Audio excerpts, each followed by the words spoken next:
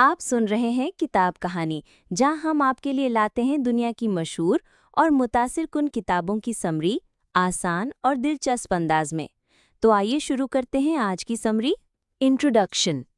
क्या आप काम को टालते रहने की आदत से परेशान हैं? क्या आपको प्रोडक्टिव बनना और अपने गोल पर फोकस करना मुश्किल लगता है? प्रोडक्टिविटी को अक्सर नेगेटिव नज़रिए से देखा जाता है। लोगों का मानना होता है कि जब आप प्रोडक्टिव कहते हैं तो आपका मतलब है कि कोई इंसान लगातार दौड़ भाग कर रहा है और कामों को पूरा कर रहा है। हालांकि प्रोडक्टिव होने का मतलब आपके सभी कामों और प्रोजेक्ट्स को पूरा करने से कहीं ज़्यादा है। प्रोडक्टिविटी माइंड का एक स्टेट और एटीट्यूड होता है। इस समरी में आप प्रोडक्टिव होने के असली मतलब को जानेंगे और सीखेंगे कि अपने समय को बेहतर तरीके से कैसे मैनेज किया जा सकता है। आप ये भी सीखेंगे कि फेलियर या हार को कैसे हैंडल करना है। आपको फेलियर को सीखने का एक जरिया समझना चाहिए और आप जो भी करते हैं उन सभी चीज़ों को मन लगाकर लगातार करते रहना चाहिए। अपने सभी कामों को फिल्टर करें और सिर्फ वही काम करें जो इम्पोर्टेंट हो। समय आपका सबसे कीमती रिसोर्स है, इसीलिए उसे समझदारी से खर्च करें। इसके अलावा आप उन तरीकों के बारे में भी सीखेंगे जिनसे आप अपनी प्रोडक्टिविटी को बढ़ा सकते हैं। इसका मतलब सिर्फ काम करते रहना नहीं होता है, इसमें आप ये भी समझेंगे कि ब्रेक कैसे लेना है। इस समरी से सीखी हुई बातों को रियल लाइफ की सिचुएशन में अप्लाई करें और ज़िंदगी को पूरी तरह खुलकर जिएं।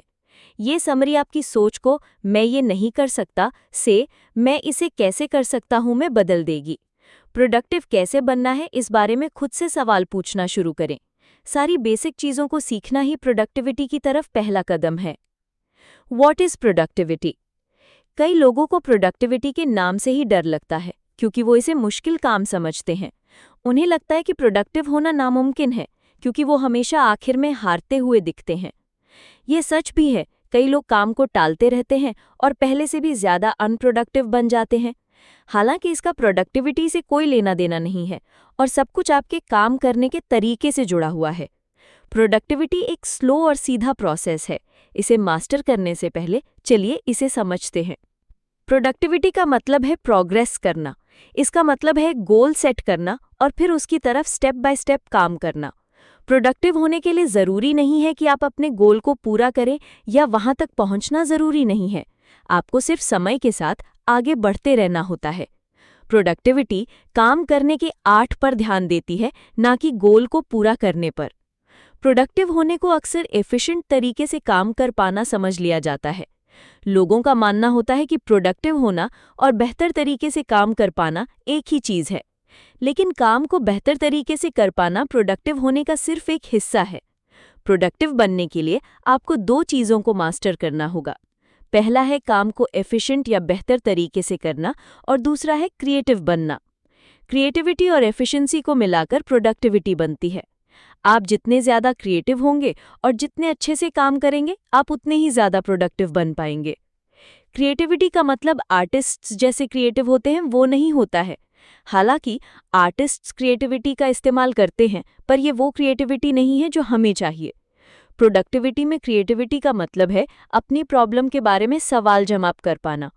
आपको चीज़ों को अलग नज़रिए से देखना और उन्हें सॉल्व करने के तरीकों को ढूंढना आना चाहिए। सवाल करने से आपको नए आइडियाज़ आने में मदद मिलती है। इससे आप देख पाएंगे कि चीज़ें काम क्यों नहीं कर रही हैं और अंदर से प्रॉब्लम को पहचान पाएंगे। चलिए एक एग्जाम्पल लेते हैं। मान लीजिए कि आप एक सेल्स मैनेजर हैं, जिस पर हर महीने स्टोर की सेल को 10% बढ़ाने की जिम्मेदारी है। ज़्यादातर लोग सेल्स बढ़ाने के तरीकों की लिस्ट बनाते हैं, फिर वो गोल पर ध्यान देते हैं और उसे पूरा करने के लिए प्लान्स बनाते हैं। लेकिन क्रिएटिव इंसान चीज़ों को दूसरे नज़रिए से देखता है। वो आइडियाज़ की लिस्ट नहीं बनाता, वो पहले सवालों की लिस्ट बनाता है। सेल्स को बढ़ाने के लिए पहले आपको खुद से पूछना होगा कि ये कैसे करना है। फिर ये सवाल पूछें कि आपके सेल्स क्यों नहीं बढ़ रही हैं और वो कौन सी चीज़ें हैं जो सेल्स को बढ़ाने में मदद करती हैं। आखिरी सवाल को पूछने से आपको पता चलेगा कि किन चीज़ों की वजह से आपकी सेल धीरे धीरे बढ़ रही हैं। आप देखेंगे कि कुछ टेक्निक्स काम नहीं कर रही हैं और फिर सीधा उन प्रॉब्लम्स को सॉल्व करने के तरीके ढूंढेंगे। हो सकता है कि शायद आपके सेल्स स्टाफ सेल करने के लिए मोटिवेटेड ना हो, तो इसके लिए आप उन लोगों को बोनस देना शुरू कर सकते हैं जो अपने कोटा से ज़्यादा सामान बेच लेते हैं। हो सकता है कि आपके स्टोर में ज़्यादा कस्टमर्स नहीं आ रहे हों, तो लोगों को अपने स्टोर की तरफ अट्रैक्ट करने के लिए ज़्यादा एडवर्टाइजमेंट करें। प्रोडक्टिविटी का दूसरा फैक्टर है एफिशिएंसी। अगर आप अपनी टेक्निक्स का इस्तेमाल अच्छे से नहीं करेंगे, तो आपकी क्रिएटिविटी किसी काम की नहीं होगी। एफिशिएंसी के लिए एक स्मूथ सिस्टम और प्रोसेस की ज़रूरत होती है। लो लेवल के कामों के लिए कम ध्यान लगाना पड़ता है, वहीं हाई लेवल के कामों के लिए ज़्यादा डिटेल की ज़रूरत होती है। लो लेवल के काम वो एक्टिविटीज़ होते हैं जो आप रोज़ करते हैं। इसमें एक्सरसाइज करना, खाना, सोना, पढ़ना जैसी रोज़ के रूटीन वाले काम शामिल हैं। लो लेवल के कामों को कंट्रोल में रखना ज़रूरी है। अगर आपका शेड्यूल पहले से ठीक रहेगा, तो आप हाई लेवल के कामों पर ज़्यादा ध्यान लगा पाएंगे। लो लेवल के कामों के लिए ज़्यादा ध्यान देने की ज़रूरत नहीं होती है, क्योंकि आपने उन्हें पहले ही मास्टर कर लिया होता है। हाई लेवल के काम वो एक्टिविटीज़ होते हैं जो आप कभी कभार करते हैं। इसमें आप खुद के लिए जो गोल सेट करते हैं और जिन कामों को आप अभी या बाद में करेंगे वो शामिल हैं। इन कामों में ज़्यादा ध्यान लगाने की ज़रूरत होती है, क्योंकि ये आपकी बॉडी और माइंड के लिए नए हैं। आपको इन एक्टिविटीज़ को करने की आदत नहीं होती है, इसीलिए आप जब भी इन्हें करते हैं तब आपको इन पर पूरा ध्यान लगाना होता है। लो और हाई लेवल के कामों पर ध्यान देने से धीरे धीरे आपको थकान और स्ट्रेस होने लगेगा।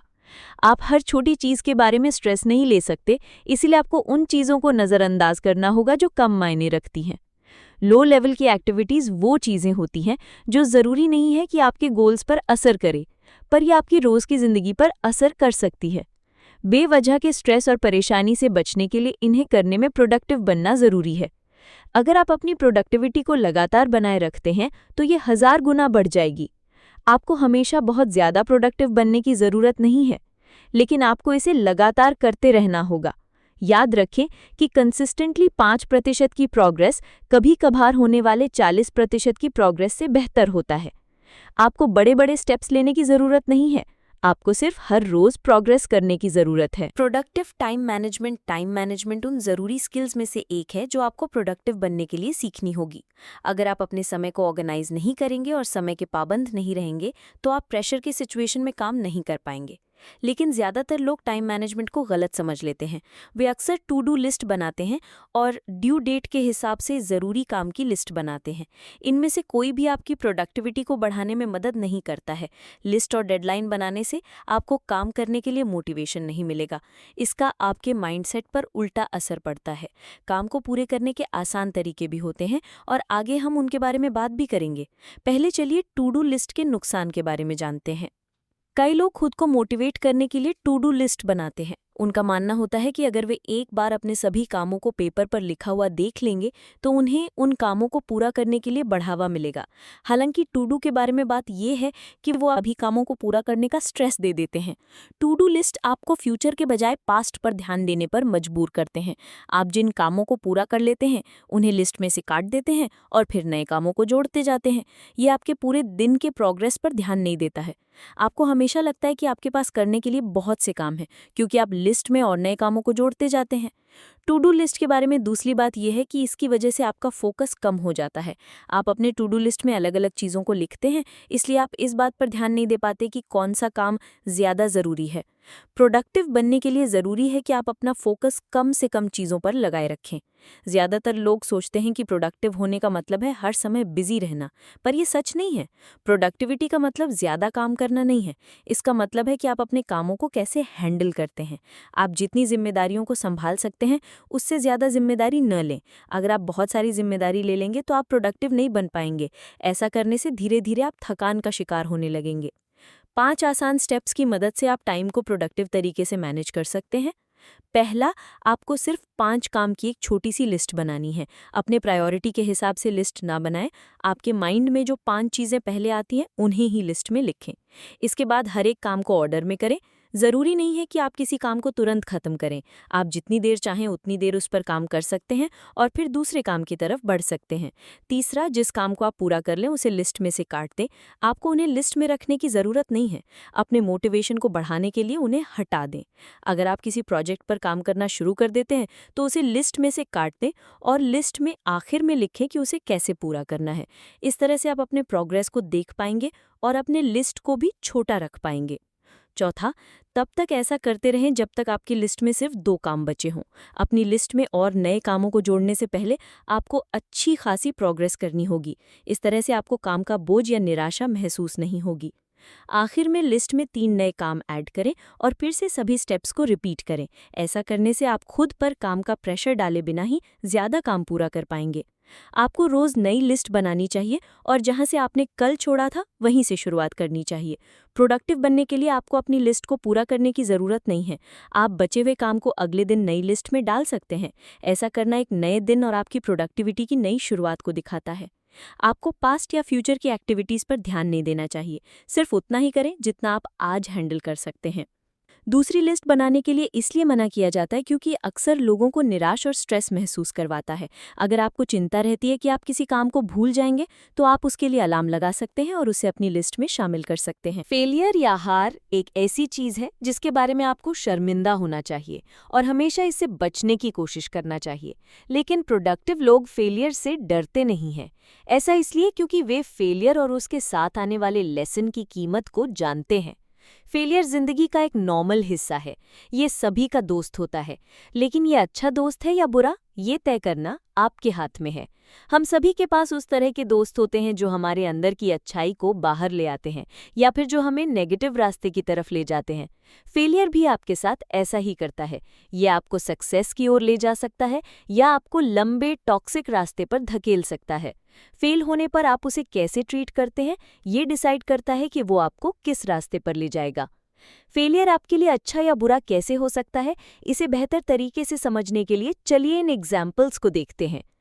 फेलियर आपके लिए 2 तरह से बुरा हो सकता है। या तो हो सकता है कि आप हारने से बहुत ज़्यादा डरते हों या फिर आप बहुत ज़्यादा कॉन्फिडेंट हों कि आप हार ही नहीं सकते। आप शायद ऐसा सोचते होंगे कि सभी चीज़ों को अवॉइड करना जीने का सबसे अच्छा तरीका है। अगर आप रिस्क नहीं लेंगे तो आपको फेलियर की वजह से चोट नहीं पहुंचेगी। लेकिन ये बात कि आप जिंदगी को बहुत सावधानी से जी रहे हैं, वो खुद में ही एक हार है। आप अपनी जिंदगी को खुलकर जीने में और अपने पूरे पोटेंशियल को पहचानने में हार गए हैं। फेलियर का मतलब सिर्फ ये नहीं होता कि आप जो चाहते थे वो आपको नहीं मिला। इसका मतलब कोशिश ना करना भी होता है। कभी कभी ऐसा भी होता है जब लोग अपने स्किल्स को लेकर बहुत कॉन्फिडेंट होते हैं तब वो फेल हो जाते हैं। आपको क्या लगता है ऐसा क्यों होता है? इसलिए क्योंकि उनमें ईगो इतना ज़्यादा होता है कि वो सबसे इम्पॉर्टेंट चीज़ों पर ध्यान देना ही भूल जाते हैं।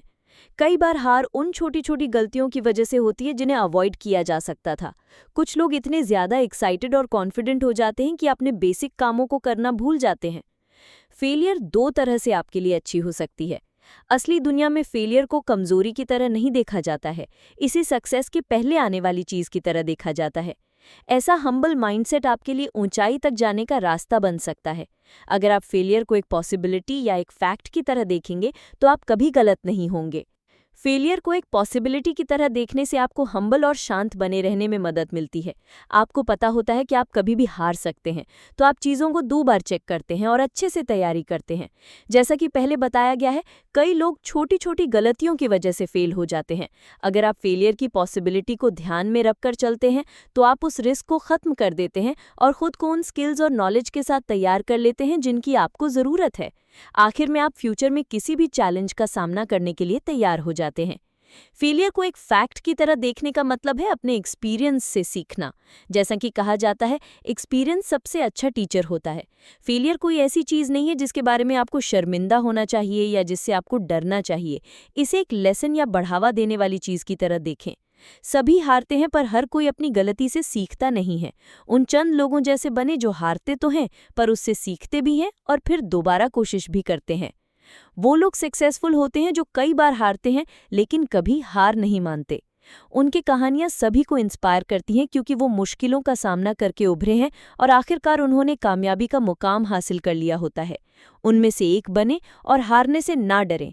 याद रखें कि आपको फेलियर को एक पॉसिबिलिटी और जिंदगी की सच्चाई के रूप में देखना है। Be consistent. इस बात पर बहुत जोर दिया गया है कि कैसे कंसिस्टेंसी यानी लगातार डटे रहना प्रोडक्टिव होने में मदद करता है। पहले चैप्टर में आपने जाना कि प्रोडक्टिविटी के लिए काम को लगातार करते रहने की ज़रूरत होती है, लेकिन सक्सेसफुल होने के लिए सिर्फ लगातार कंसिस्टेंट रहना ही काफ़ी नहीं है। आपको लगातार सही चीज़ें करनी होंगी और समय समय पर चेक करते रहना होगा कि आप सही रास्ते पर जा रहे हैं या नहीं। अगर नहीं तो हो सकता है कि आप पहले से ज़्यादा बदतर सिचुएशन में पहुंच गए हों। लोग मान लेते हैं कि कंसिस्टेंट रहना सक्सेस पाने का इकलौता तरीका है, लेकिन अगर आप लगातार गलत चीज़ें करते रहेंगे तो क्या आप सक्सेसफुल हो पाएंगे? ध्यान रखें कि कंसिस्टेंट रहना इस प्रोसेस का फाइनल पार्ट है। पहला पार्ट है ये समझना कि क्या सही है। हमने पहले ही उन टेक्निक्स और माइंडसेट की बात की है जो आपके पास प्रोडक्टिव बनने के लिए होनी चाहिए। अब समय है कि हम कंसिस्टेंट रहना सीखें। एक बार जब आप लगातार सही चीज़ें करने लगते हैं तब आप कुछ भी हासिल कर सकते हैं। अगर आप कंसिस्टेंट रहना सीख जाएंगे तो जिन मुश्किल कामों को आप अवॉइड किया करते थे उन्हें मैनेज करना आसान हो जाएगा। कंसिस्टेंट रहने का मतलब सिर्फ खुद को एक्शन लेने के लिए मोटिवेट करना नहीं है। इसका मतलब ये सीखना भी होता है कि खुद को आगे बढ़ाते वक्त डिसिप्लिन में कैसे रखना है। आपको हमेशा काम करने का मन नहीं करेगा, लेकिन मन न करने के बावजूद आपको खुद को काम करने के लिए मनाना होगा। क्या आपने नोटिस किया है कि कैसे कुछ लोग नई चीज़ों को बहुत जल्दी सीख जाते हैं, वहीं दूसरे लोग नहीं सीख पाते? क्या आप किसी ऐसे इंसान को जानते हैं जिसके पास नेचुरली ये गिफ्ट हो और वो अपने फील्ड में आसानी से सक्सेसफुल हो सकता है? उन लोगों को नेचुरल टैलेंट और एबिलिटी गिफ्ट में मिली होती हैं, लेकिन अगर वे इसे कंसिस्टेंट बने रहने के साथ नहीं मिलाएंगे तो उनका टैलेंट और नहीं निखर पाएगा। अपनी एबिलिटी को कंसिस्टेंसी के साथ मिलाना ही सक्सेस के लिए सबसे इम्पॉर्टेंट फॉर्मूला है। अगर आपके पास नेचुरल टैलेंट नहीं है तो चिंता न करें, आप हमेशा कंसिस्टेंट रहकर इसकी भरपाई कर सकते हैं। कंसिस्टेंट रहने के लिए आपको फोकस करने की ज़रूरत होती है, क्योंकि हम इंसान हैं, इसलिए हम एक काम से दूसरे काम की तरफ जाते रहते हैं। हमारा फोकस आसानी से भटक जाता है, खासकर तब जब हम किसी ऐसी चीज़ को देखते हैं जो हमें पसंद हो। साफ तरीके से और कम चीज़ों पर फोकस करने से हमें काम में कंसिस्टेंट बने रहने में मदद मिलती है। खुद को ध्यान भटकने न दें, अपने माइंड को वहीं रखें जहाँ उसे होना चाहिए। दूसरी वजह जिसके कारण लोग कंसिस्टेंट रहने में हार जाते हैं वो ये है कि वे लोग ज़रूरत से ज़्यादा चीज़ों को पूरा करने की सोच लेते हैं। वो जितने काम को संभाल सकते हैं उससे ज़्यादा काम ले लेते हैं और आखिर में उनके पास बहुत सारे काम बच जाते हैं और उन्हें ख़त्म करने के लिए समय नहीं बचता है। याद रखें कि दिन में सिर्फ 24 घंटे होते हैं। आप इसके हर एक मिनट को काम करते हुए नहीं बिता सकते हैं। आपको अपने लिए, अपने परिवार के लिए और अपने दोस्तों के लिए भी समय निकालना होगा। कंसिस्टेंट रहने का मतलब है हर दिन समय निकालना और उसे उन कामों में लगाना जिन्हें पूरा करने का वादा आपने खुद से किया है। लेकिन किसी नए काम को शुरू करने से पहले एक बार चेक कर लें कि आपके पास उसके लिए काफ़ी समय है या नहीं तो आप खुद को बस फेलियर के लिए तैयार कर रहे हैं। ऐसा करने का सबसे आसान तरीका है उन कामों की लिस्ट बनाना जिनकी आपने जिम्मेदारी ली है। आप क्या करना चाहते हैं उसकी एक चेक लिस्ट बनाएं और उसे जितना हो सके उतना छोटा रखें। आपको काम की लंबी लिस्ट बनाने की ज़रूरत नहीं है जो आपको थका दे। सिर्फ उन कामों की जिम्मेदारी लें जिन्हें आप सच में करना चाहते हैं और फिर उन्हें करने के लिए समय निकालें। अगर आप कुछ करना चाहते हैं पर आपके पास समय नहीं है तो अपने शेड्यूल के पूरा होने तक का इंतज़ार करें। किसी नए काम को शुरू करने से पहले अपनी अभी की जिम्मेदारियों को पूरा कर लें। ये ज़रूरी है कि आप क्वांटिटी से ज़्यादा क्वालिटी को प्रायोरिटी दें।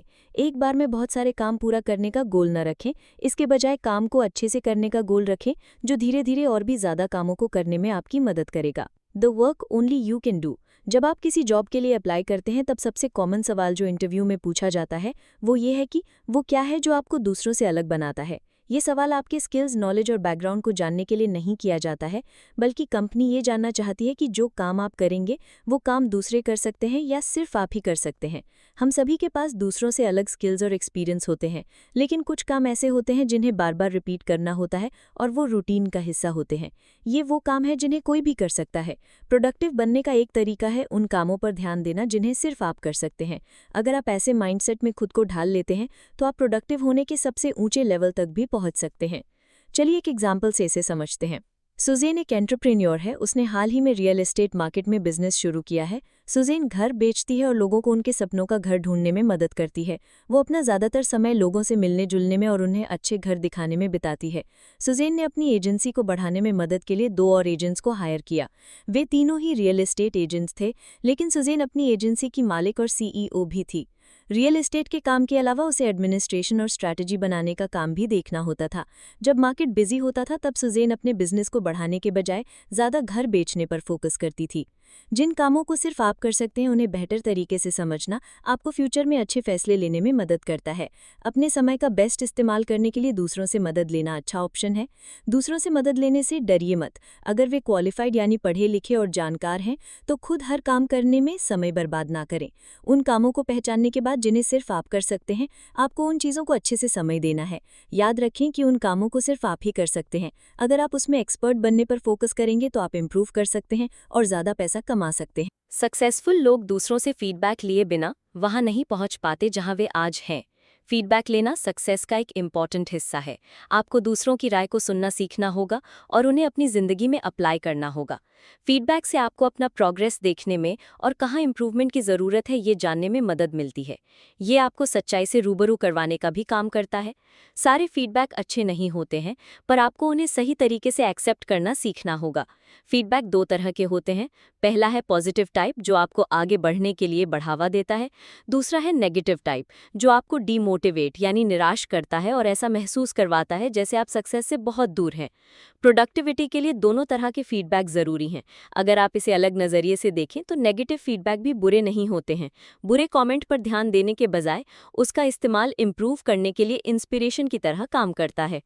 नेगेटिव फीडबैक अक्सर फेलियर से जुड़े होते हैं। आपने पिछले चैप्टर में जाना कि ज़रूरी नहीं है कि फेलियर से आपको नुकसान ही हो, ये सक्सेस का रास्ता भी हो सकता है। नेगेटिव फीडबैक को एक अच्छे दोस्त की तरह देखें और इसे पहले से ज़्यादा मेहनत करने के लिए बढ़ावा देने वाली चीज़ समझें। लगातार फीडबैक लेते रहें, इसे सिर्फ कभी कभार ना लें। जितना हो सके उतना फीडबैक लेते रहें। आपको हमेशा पता होना चाहिए कि सक्सेस के मामले में आप कहाँ खड़े हैं। आप अपने गोल्स के करीब जा रहे हैं या उनसे दूर? क्या आप जो काम कर रहे हैं वो काफ़ी है, बहुत ज़्यादा है या बहुत कम? इसका जवाब जानने के लिए फीडबैक लेते रहें। आपको फीडबैक को समझना भी आना चाहिए। अगर आपको यही समझ नहीं आएगा कि आपको किस चीज़ पर काम करना है, तो उस फीडबैक का कोई मतलब ही नहीं होगा।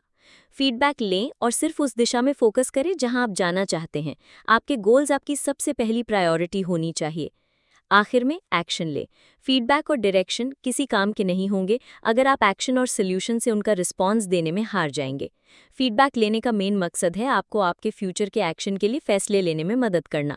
अगर आप इन स्टेप्स को फॉलो करेंगे तो आपकी प्रोडक्टिविटी 1000 गुना बढ़ जाएगी। चलिए एक एग्जाम्पल से इसे समझते हैं। मान लीजिए कि आपका गोल है साल के आखिर तक $25,000 की सेविंग्स करना। ऐसा करने के लिए आपको मेहनत करनी होगी और कंसिस्टेंट रहना होगा।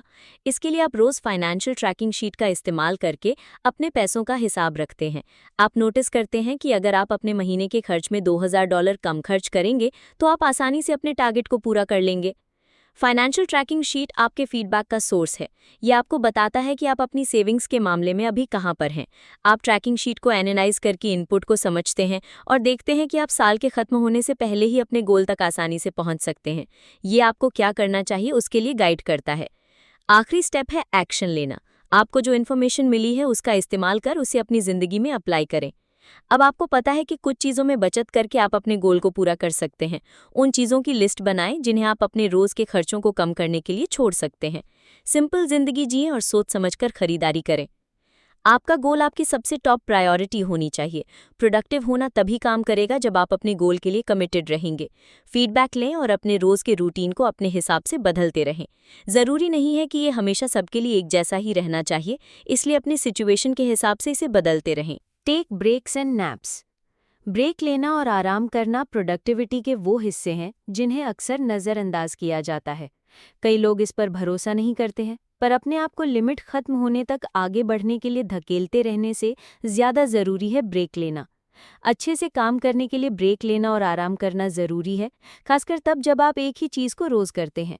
कोई भी थके हुए और ऐसे माइंड के साथ काम नहीं कर सकता है जिसे नींद की ज़रूरत हो। बीमार पड़कर ठीक होने में एक हफ्ता बर्बाद करने से अच्छा होगा कि आप अपनी बॉडी की बात सुनें और कुछ देर के लिए आराम करें। प्रोडक्टिव लोग अनप्रोडक्टिव लोगों से ज़्यादा आलसी दिखते हैं। अनप्रोडक्टिव लोग आखिरी समय में सब कुछ एक साथ करने में बिजी रहते हैं, वहीं प्रोडक्टिव लोग अपने काम को स्टेप बाय स्टेप करके पूरा कर लेते हैं। वो समय के जल्दी बीत जाने के बारे में शिकायत नहीं करते हैं। अपने कामों को अच्छे से मैनेज करके वो टाइम पर पूरा कंट्रोल रखते हैं। लगातार काम करने से आपको सिर्फ स्ट्रेस और थकान होगी, इसलिए अपने काम को अपनी पर्सनल जिंदगी के साथ बैलेंस करना ज़रूरी है। एक दिन की छुट्टी लेना ठीक है, पर आपको काम के बीच में भी ब्रेक लेने के लिए और आराम करने के लिए समय निकालना चाहिए। अपने बॉडी और माइंड को रिचार्ज करने से आपको ज़्यादा प्रोडक्टिव रिजल्ट मिलेंगे। ये ना सोचें कि आराम करने का मतलब समय बर्बाद करना है। इसे अपने हेल्थ के लिए किए गए इन्वेस्टमेंट की तरह समझें। आप दो तरह से दिन के बीच में ब्रेक ले सकते हैं। आप शेड्यूल करके या बिना शेड्यूल के ब्रेक्स ले सकते हैं। शेड्यूल किए गए ब्रेक्स को सोच समझकर बनाया जाता है और दिन के किसी एक समय पर फिक्स किया जाता है। बिना शेड्यूल किए गए ब्रेक्स वो ब्रेक्स होते हैं जिन्हें आप तब लेते हैं जब आप थकान या नींद महसूस करते हैं।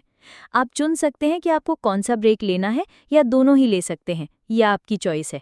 आपके लिए जो भी ज़्यादा सही है वही करें। काम और ब्रेक के समय के बीच में 10 से 20 मिनट का इंटरवल होना चाहिए। आपके ब्रेक का समय छोटा और एनर्जी देने वाला होना चाहिए।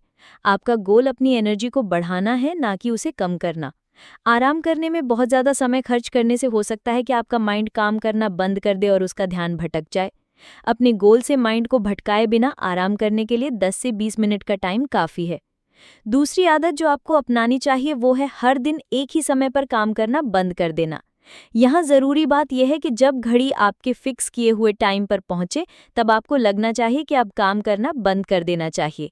आपको ब्रेक का समय भी प्रोडक्टिव तरीके से बिताना चाहिए। प्रोडक्टिव ब्रेक का मतलब खाते हुए काम करना नहीं होता है।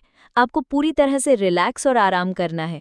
आपको अपने ब्रेक के समय को समझदारी से खर्च करना चाहिए ताकि जब आप दोबारा काम शुरू करें तो आप में एनर्जी हो। स्टडीज से पता चला है कि जो लोग लंच के समय काम करते हैं वो उन लोगों से ज़्यादा अनप्रोडक्टिव होते हैं जो ऐसा नहीं करते हैं। ऐसा इसलिए होता है क्योंकि वो जल्द ही थक जाते हैं और बाद में दिन भर सुस्त रहते हैं। छोटे छोटे ब्रेक्स लेने से लोग पूरे दिन प्रोडक्टिव बने रहते हैं। Productive living to the maximum. अपनी जिंदगी को भरपूर जीने का मतलब है अपनी जिंदगी को वैसे जीना जैसे आप जीना चाहते हैं। इसमें वो एक्टिविटीज़ और प्रोजेक्ट शामिल नहीं होते हैं जिन्हें करने के लिए आपको मजबूर किया गया हो। इसका मतलब सिर्फ उन कामों से है जिन्हें आप अपने मन से करना चाहते हैं। अगर आप खुद पर भरोसा नहीं करेंगे तो आप किसी भी चीज़ में सक्सेसफुल नहीं हो पाएंगे। प्रोडक्टिव बनने के लिए पहली चीज़ जो आपके पास होनी चाहिए वो है भरोसा। खुद पर और अपनी एबिलिटीज़ पर भरोसा रखें ताकि आप अपने गोल्स को पूरा कर पाएं। खुद पर भरोसा करने के लिए आपको जीतने की ज़रूरत नहीं है। फेल होने का मतलब ये नहीं होता है कि आप काबिल नहीं हैं। अपनी गलतियों की वजह से खुद के बारे में गलत ना सोचें। अगर आप ही खुद पर भरोसा नहीं कर पाएंगे तो और कौन करेगा? पहला और इकलौता इंसान जिस पर आप डिपेंड कर सकते हैं वो आप खुद हैं। याद रखें कि दिन में लिमिटेड घंटे होते हैं।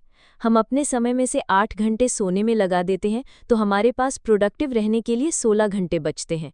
प्रोडक्टिव और अनप्रोडक्टिव लोगों के बीच में सिर्फ टाइम ही एक कॉमन चीज़ है। हम सभी को हर दिन बराबर के घंटे ही मिलते हैं।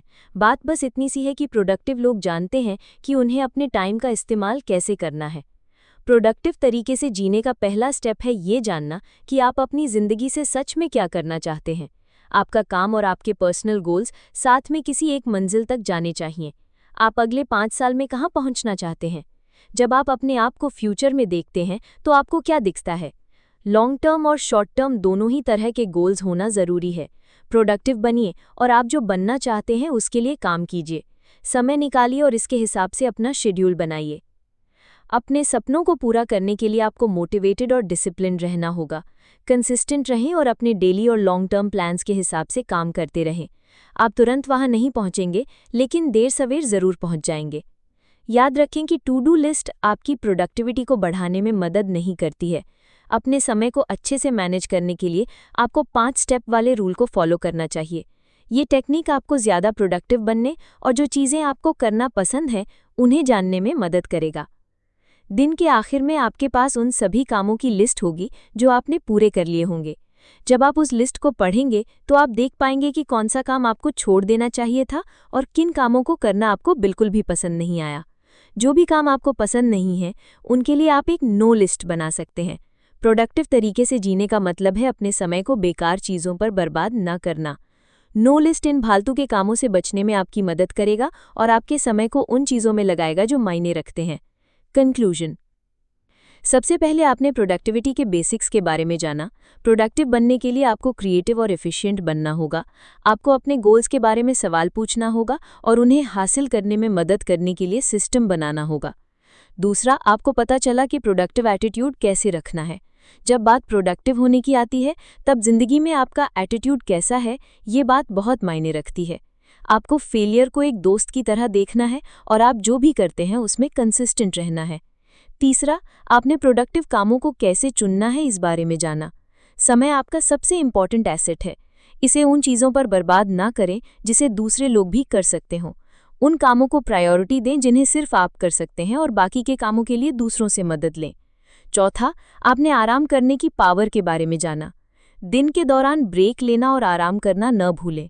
प्रोडक्टिव लोग अपनी बॉडी और माइंड को रिफ्रेश करने के लिए बीच बीच में आराम करते रहते हैं। आखिर में आपने जाना कि प्रोडक्टिव जिंदगी जीने में टाइम मैनेजमेंट और प्रायोरिटी को सेट करना शामिल है। अपनी जिंदगी को आप जैसे चाहें वैसे जी सकते हैं। फालतू की चीज़ों पर अपना समय बर्बाद न करें। आप क्या करना चाहते हैं ये समझें और फिर उसे पूरा करने की जिम्मेदारी लें। याद रखें कि हमारे पास हर रोज़ 24 घंटे होते हैं।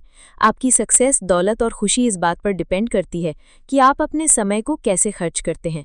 तो अब आपने जो सीखा है उसे अप्लाई करें और आज से ही प्रोडक्टिव बनना शुरू करें। अगर आपको ये समरी पसंद आई हो तो वीडियो को लाइक करें, शेयर करें और चैनल को सब्सक्राइब करना ना भूलें ताकि आपको हर नई वीडियो की बरवक्त इत्तला मिलती रहे। आप नीचे कमेंट्स में हमें ये भी बता सकते हैं कि अगली वीडियो में आप किस किताब की समरी सुनना चाहते हैं। इल्म बांटिए, सोच बदलिए। अगली वीडियो तक के लिए इजाज़त दीजिए।